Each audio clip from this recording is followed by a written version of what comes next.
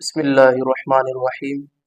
محرم الحرام کی پہلی تاریخ کا ایک خاص وظیفہ جو لوگ کہتے ہیں کہ ہم ساری زندگی برائیوں سے بچ جائیں، ہم بھی بچ جائیں اور ہمارے گھر والے بھی برائیوں سے بچ جائیں، ان کے لیے یہ بہت ہی خاص عمل ہے۔ اگر آپ کر لیتے ہیں تو انشاءاللہ تبارک و تعالیٰ برائیوں سے بچ جائیں گے، آپ بھی اور آپ کے گھر والے بھی۔ تو عمل کیا ہے؟ بسم اللہ الرحمن الرحیم۔ 130 مرتبہ آپ نے ایک پیج پر لکھ لینا ہے۔ تو اس کاغذ کو آپ نے اپنے پاس رکھ لینا ہے، یا تو اسے چمڑے میں سلوا کر کپڑے میں تو اس کو گلے میں ڈال لینا یا بازو پر باندھ لینا ہے، اپنے پاس رکھنا ہے وہ۔